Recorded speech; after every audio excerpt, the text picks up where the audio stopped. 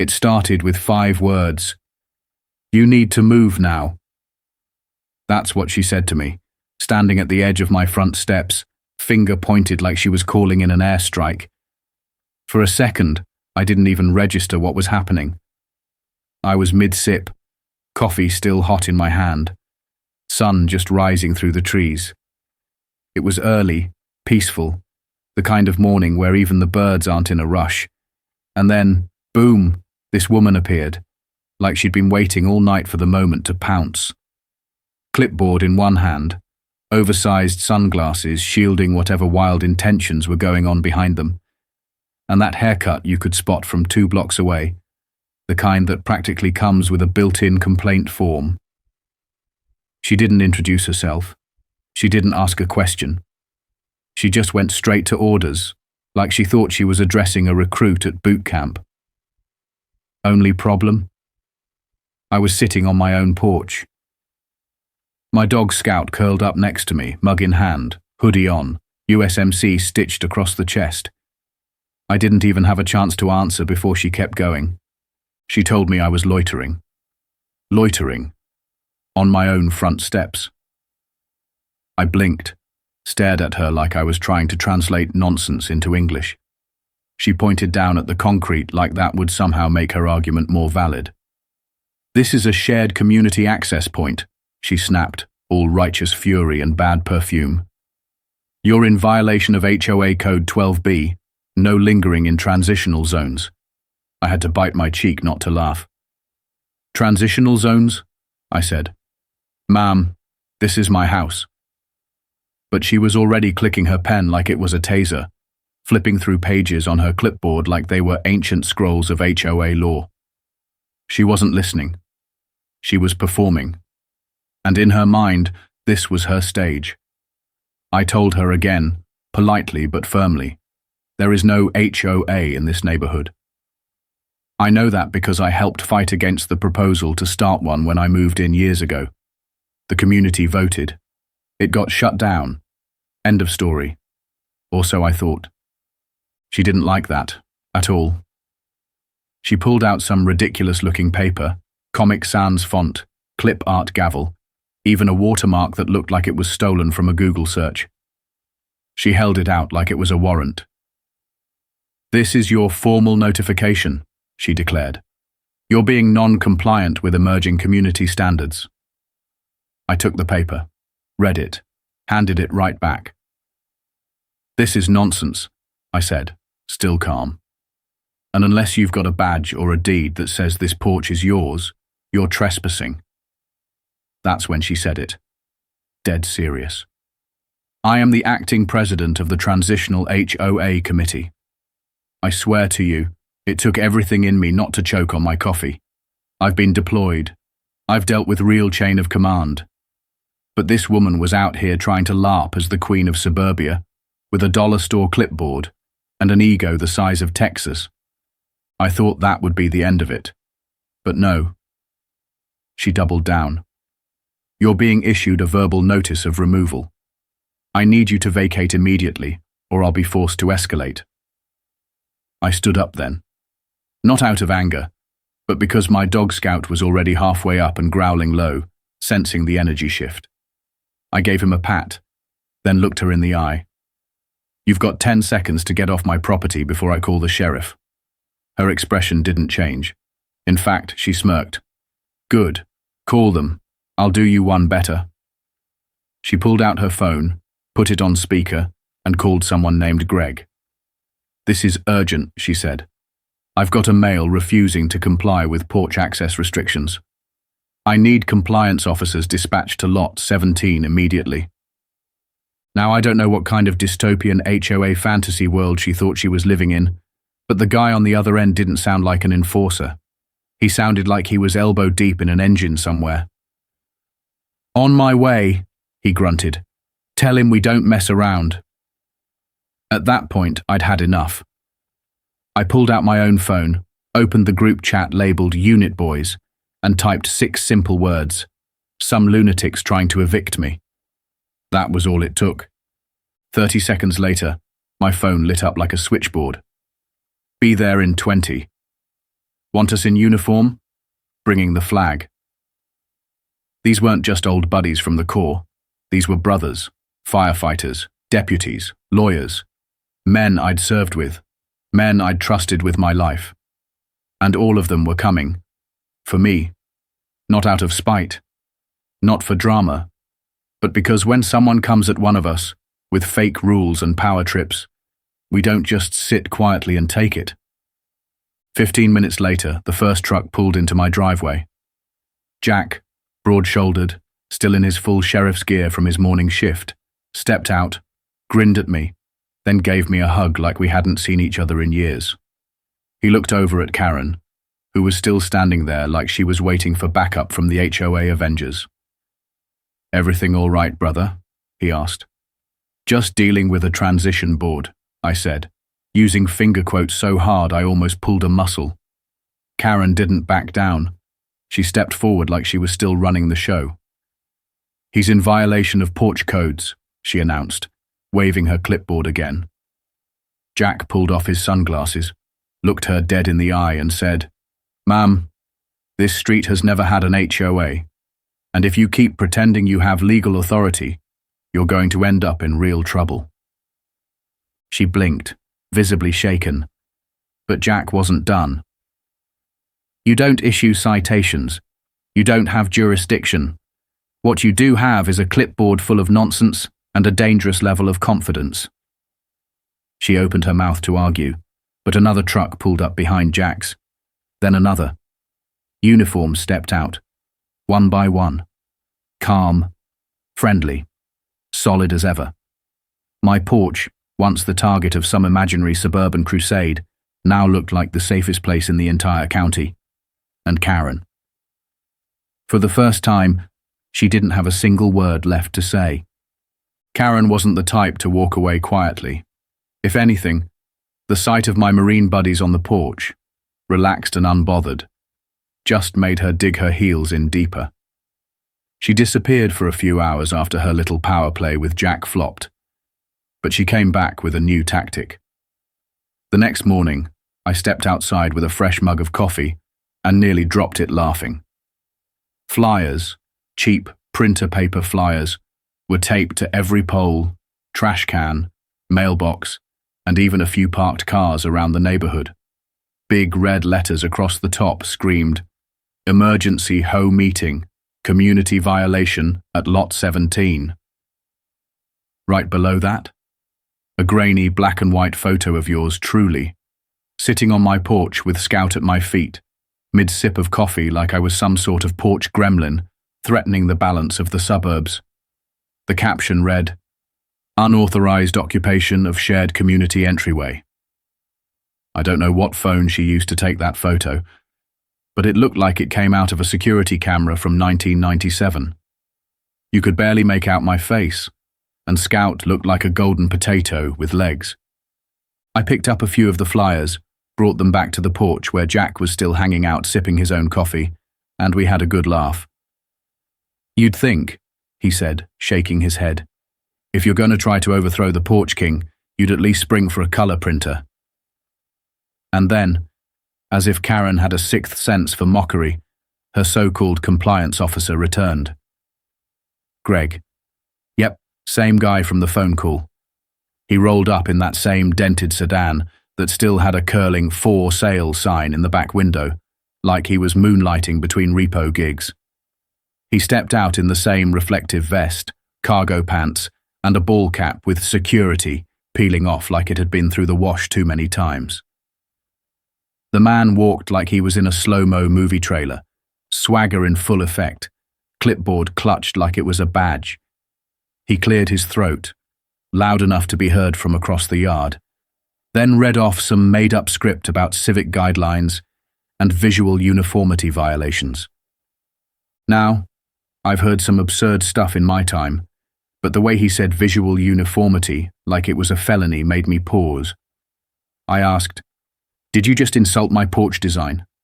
Before Jack nearly lost it laughing. "You got something against rocking chairs and dog bowls, buddy?" he asked, walking forward. Greg puffed up, pulled out some kind of ID, and handed it over like it would clear everything up. It was a laminated card from a gym, not a government-issued badge, not even a work ID, just a gym card, with his name written in marker.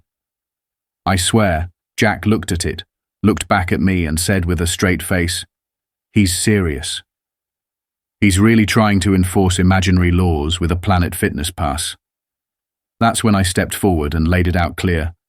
I'm not going anywhere, and unless you plan on citing me with an official ordinance from the Department of Fantasyland, you and that clipboard can turn right back around. Greg didn't argue.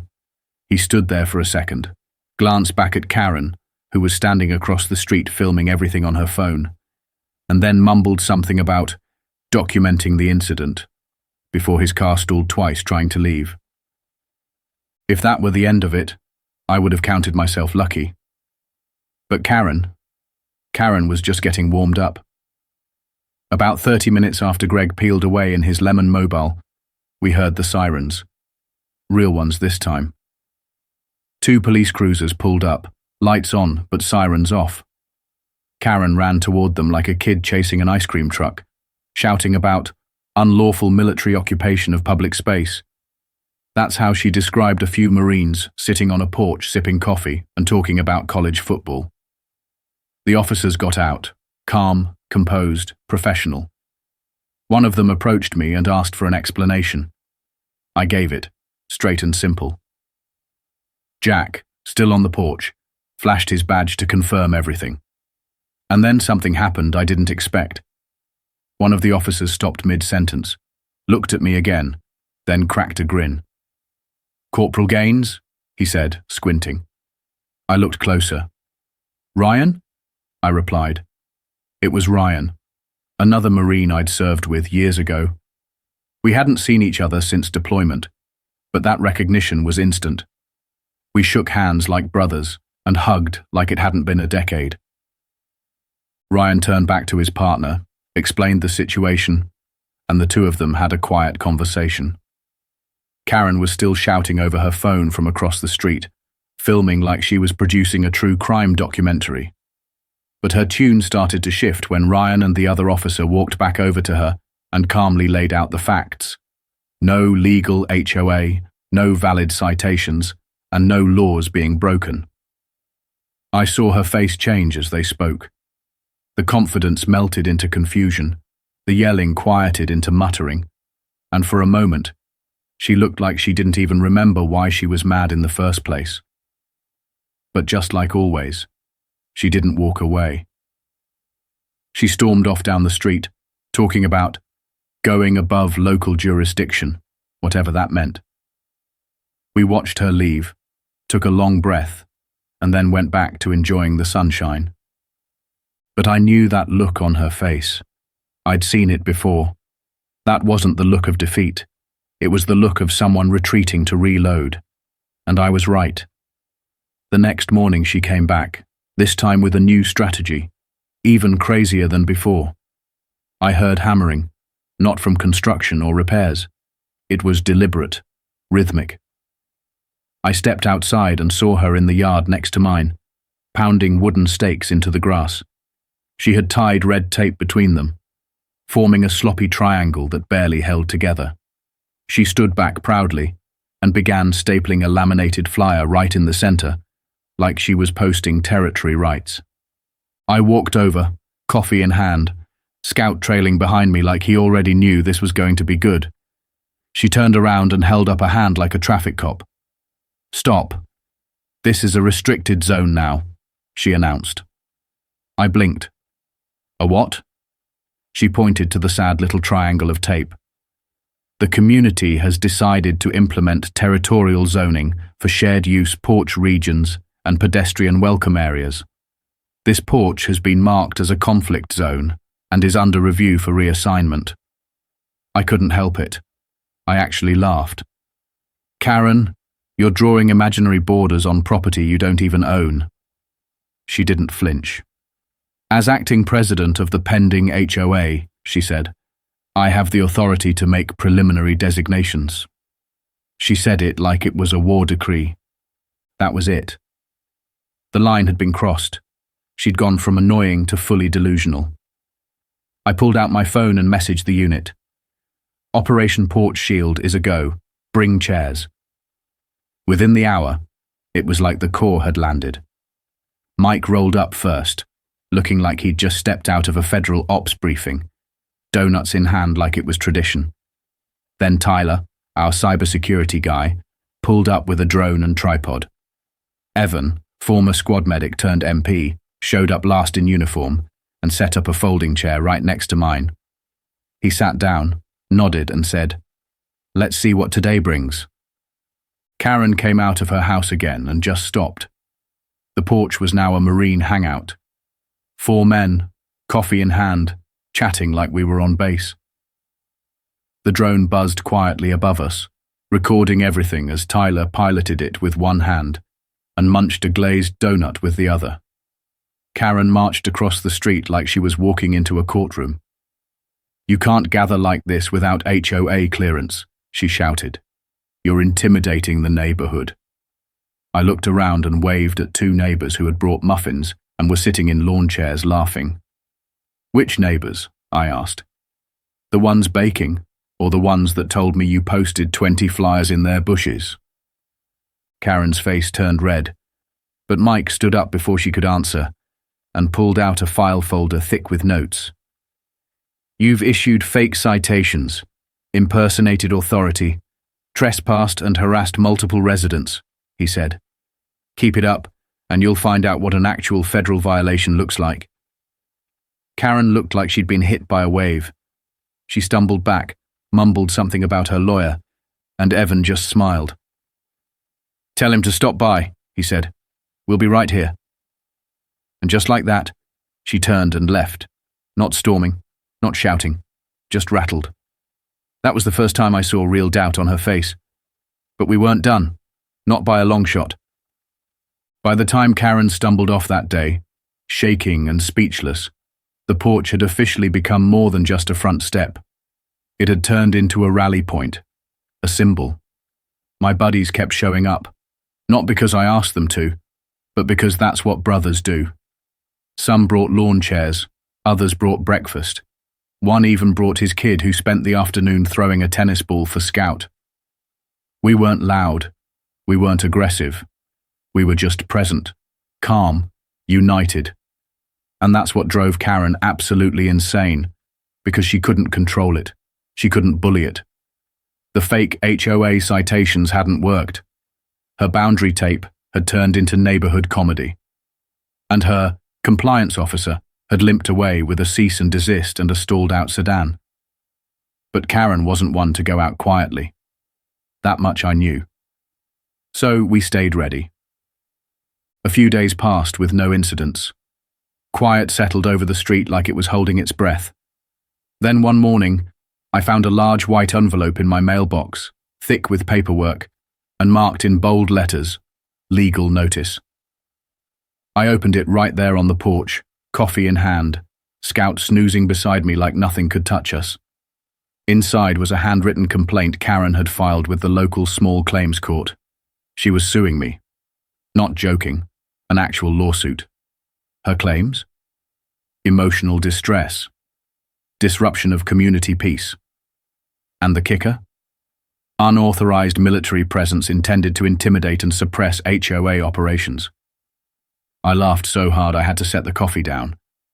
She even itemized her damages, $15,000 in psychological impact, plus a request for mandatory porch relocation. As if my front steps could be airlifted to another ZIP code. I forwarded the document straight to Mike and our former JAG attorney Vince, who had just gotten back from a federal conference in DC. Vince called me not 10 minutes later, already chuckling. "She wrote this herself," he said, "and it contradicts half of what's in the public record." Vince went to work fast, assembling a counter-response that could have passed for a legal textbook. He attached copies of my deed, public zoning maps, signed statements from neighbors, and of course, plenty of proof that no legally recognized HOA existed. Not now, not ever. Tyler stitched together some drone footage that showed her staking off parts of my yard, like she was building a Lego fort. The pièce de résistance. a screenshot from the community Facebook group, where Karen, in her own words, admitted the HOA was still in early planning stages. Vince clipped that screenshot to the front of the file like a badge of honor and sent everything straight to the court. It took less than 72 hours for them to respond. The judge didn't just reject her complaint. He rejected it outright with a note that said, "No evidence of a legal homeowners association or violation of community rights. Respondent owns the property in question." That was it. Case closed. No hearing, no appeal. She'd tried to drag me through a courtroom with a fantasy script and walked out with nothing but wasted printer ink and a bruised ego. Now any rational person might take that as a sign. A moment to pause, reflect, maybe even apologize and let the dust settle. But Karen, she decided to go nuclear. The very next morning I saw her outside talking to a small group of neighbors. 3 families I didn't recognize, all new to the area. They were standing on the sidewalk with signs, actual protest signs. One read, "End porch occupation." Another said, "Protect our HOA vision." And the last one, in glitter pen and bubble letters, had a phrase I'm pretty sure was supposed to say, "neighborhood justice." But they'd spelled neighborhood wrong. I stood there watching from my porch with Mike and Vince, both of them sipping coffee and shaking their heads. The protest wasn't loud. It wasn't even organized. They kind of just stood there, holding signs, glancing at their watches, clearly wondering how long they had to stay to make it count. A few passing cars honked, but it wasn't clear if they were honking in support or just trying to figure out what kind of high school play was being staged in our cul-de-sac. Karen was pacing behind them, clipboard in hand, barking half whispers like a director behind the curtain. But the moment was already slipping. One of the kids from the group tripped over a sprinkler head and dropped his sign. Another started scrolling on his phone mid-chant. It looked less like a protest and more like a really awkward yard sale with no tables. And that's when it hit me. Karen wasn't just losing the fight, she was losing the narrative. People were seeing through the act. They were realizing that this wasn't about community or peace or order.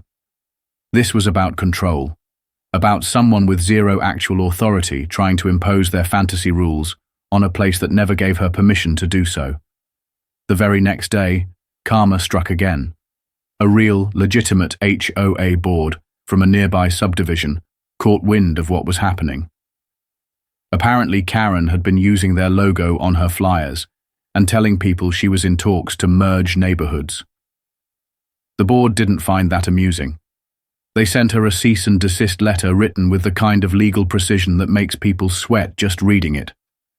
They demanded she remove all unauthorized branding, destroy every flyer with their name on it, and publicly clarify that no affiliation ever existed. She had 48 hours to comply. In classic Karen fashion, she tried to spin it. Posted a long apology online about miscommunication and shared values, trying to frame it as a misunderstanding. But the damage was done. The 3 households that had supported her little sidewalk rebellion quietly stepped away, like kids sneaking out the back door of a party that got too weird.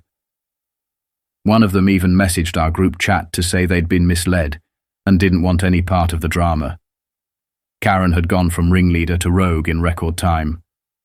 And we decided to commemorate the moment.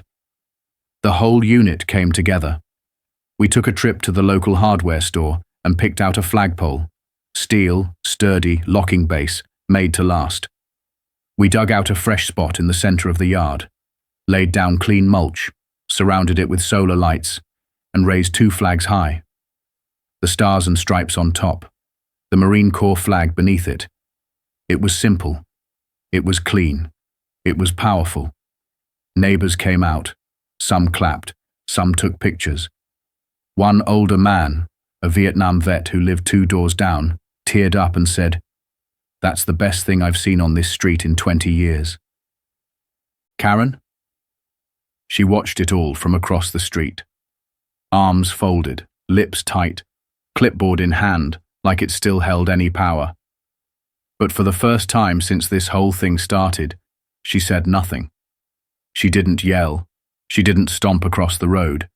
She just stood there, silent, watching as the neighborhood raised something real, something grounded in unity and respect and truth. And that silence, that was the sound of her losing. Not just the argument, but the illusion. The fantasy she built had finally shattered. A few days after we raised the flags, something changed. The whole neighborhood felt different.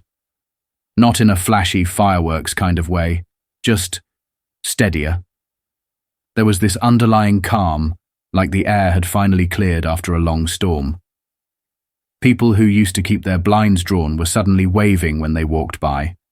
Some stopped just to chat for a minute. Others brought over baked goods or drinks like they wanted to say thank you without putting it into words. One older couple, sweet as could be, handed me a homemade peach cobbler with a handwritten note tucked under the foil. Thank you for defending the porch. That hit me harder than I expected. Not because of the cobbler, though it was damn good, but because it reminded me what this whole thing was really about. It wasn't just a porch. It was a line, a stand, a refusal to let someone walk over decency and neighborly peace just because they were loud and had access to a printer. But of course, just because things were quiet didn't mean Karen was done. I knew it. You could feel it. The storm hadn't passed. It had just moved to the eye. And sure enough, that next morning, there it was. Another envelope in the mailbox. Not flyers this time. Not threats. A legal envelope. Inside was a formal-looking printout. Karen had filed an official complaint in small claims court. She was suing me. Again. This time it was for ongoing emotional distress, unauthorized display of militant symbolism, and, this was the real kicker, intentional psychological intimidation through organized porch gatherings. She was demanding $15,000 in damages and the immediate removal of all flags, lawn chairs, and signage. She even included a clause asking the court to reassign the porch to neutral use, as if my front steps were some kind of demilitarized zone. I didn't even blink. I forwarded the entire packet to Vince, our old JAG attorney, who was practically waiting for something like this. Within the hour, he had already drafted a counterclaim that was thick with evidence. Property deeds, official zoning maps, screenshots of Karen's previous flyers, video evidence of her staking imaginary borders, testimonies from neighbors, and even a signed statement from her own landlord confirming there was no HOA. But the best piece, Tyler had saved drone footage showing Karen pounding wooden stakes into the ground on my property. Vince printed that frame, blew it up, and slapped it right at the top of our file. And then came the cherry on top. Karen, in a moment of online oversharing, had commented on a local Facebook thread admitting the HOA was still in its visionary phase. Vince highlighted that quote, attached it as Exhibit A, and filed the full response with the court. The ruling came back fast, 3 business days. No hearing, no back and forth. The judge dismissed her complaint outright with a comment that read, no legal standing, no HOA authority, and no actionable claim. The respondent is within full rights to use his private property as he sees fit. You'd think that'd be the end of it. Anyone else might have taken the loss and faded quietly into the background. But Karen? She was addicted to the fight, even when she was the only one still swinging. Her next move? She tried to rally support. She went door to door, pleading her case to the same neighbors who had just started breathing easier. 3 families, new to the street, not yet fluent in Karen's language of drama, agreed to join her. And by the following weekend, there they were, standing at the edge of my lawn with handmade signs, chanting slogans they could barely keep in rhythm. The signs were as mismatched as their message, one written in permanent marker on a pizza box, another in glitter and foam letters that barely held together in the breeze. They called it a protest, It looked more like a PTA meeting that forgot to bring snacks. Mike and I sat on the porch the whole time, just watching, not interfering, not even talking much. Scout was asleep between us, the flags swaying above in the wind, the sun dipping low behind the trees. A few passing cars honked, but nobody joined the protest. No one brought water. One of the signs drooped in the heat and fell to the ground, and the guy holding it didn't even bother picking it back up. Karen paced behind them, visibly frustrated that the spectacle wasn't gaining steam. She yelled across the street, accusing us of intimidation, of inciting fear, of militarizing the neighborhood. Mike raised an eyebrow, took a sip of his coffee and said, "She's running out of moves." And she was. The very next day, Karma showed up wearing a suit. A certified cease and desist letter arrived for Karen, not from us this time, but from an actual, fully registered HOA board in a neighboring community. Turns out, Karen had been using their logo on her flyers, claimed she was in talks to merge our neighborhood with theirs. They were not amused. The letter was sharp, precise, and legally airtight. They demanded she remove all unauthorized branding, retract any statement suggesting affiliation, and publicly acknowledge that no merger had ever existed. They gave her 48 hours. She responded with a shaky video on social media, full of buzzwords and backpedaling, trying to spin it all as a misunderstanding. She looked tired, eyes sunken, voice weaker than before. And just like that, her 3 protesting households vanished. One even sent me a message saying, "We didn't know what she was really up to. Sorry for the trouble. We're out." That night, something unexpected happened. The neighborhood didn't just breathe easier, it celebrated. We got together and raised a flagpole in the front yard, not as a provocation, but as a symbol.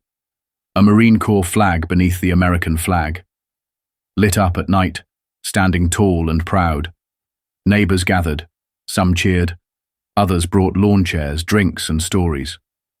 An elderly gentleman, a Vietnam vet who hadn't spoken much since I'd moved in, stood quietly at the edge of the yard and saluted the flag as it rose.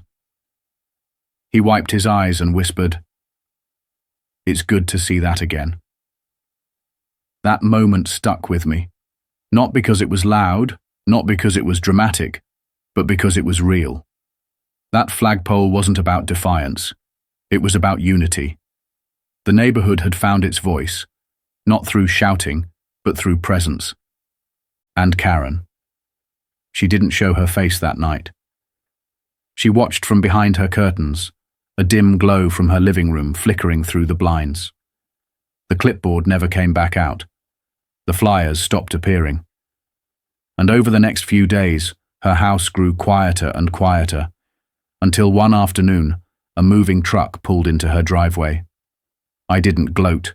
I didn't say a word. I just sat on the porch, coffee in hand, Scout snoring softly at my feet, and watched as she packed up the remains of a fantasy she had tried so hard to make real. The neighborhood didn't throw a party. But there was this undeniable peace that settled over everything. No more fake citations. No more nonsense about porch zones or shared-use walkways. Just normal life. Just people being neighbors again. And as that truck pulled away and turned the corner, taking Karen and her clipboard with it, the only sound left was the wind brushing through the flags above.